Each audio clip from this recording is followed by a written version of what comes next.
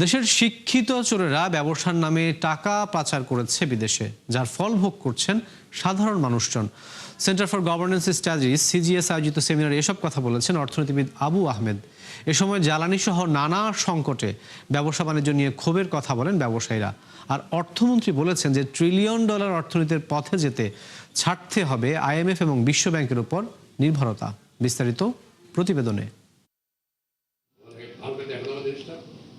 প্রস্তাবিত বাজেটের বিভিন্ন বিষয় বিশ্লেষণে এই অনুষ্ঠানের আয়োজন করে গবেষণা সংস্থা centre for governance studies CGS, যাতে উঠে আসে সরকারের অর্থনৈতিক পরিকল্পনা ও বাজেট বাস্তবায়নে বিভিন্ন চ্যালেঞ্জের কথা।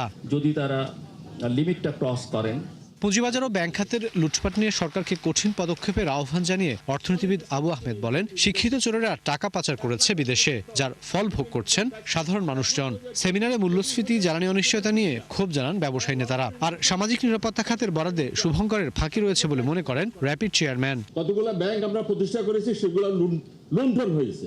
এখন সরকার দিচ্ছে 40,000 ইউর মানি মাই মানি, ওগুলাকে রিক্যাপিটালাইজেশন।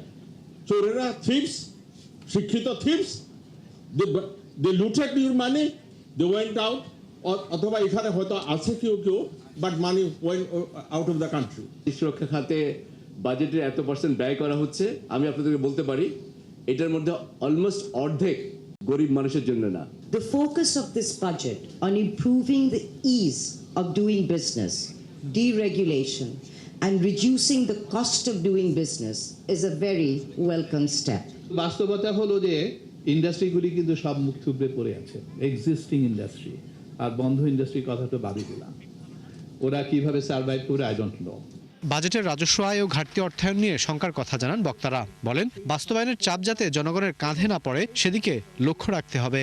বাজেটে আমাদের নানান রকমের ভারসাম্য নিশ্চিত করতে হবে, কোনো সন্দেহ নেই, কিন্তু বাজেটের ভারসাম্য নিশ্চিত করতে গিয়ে আমরা যেন মানুষের জীবনের ভারসাম্য অনিশ্চিত না করে ফেলি। বিচ্যুতি ঘটছে, যে বিচ্যুতি বৃহত্তর সামাজিক বিচ্যুতির অংশ হিসাবে অত্যন্ত ক্ষতিকর হিসাবে আবির্ভূত হচ্ছে।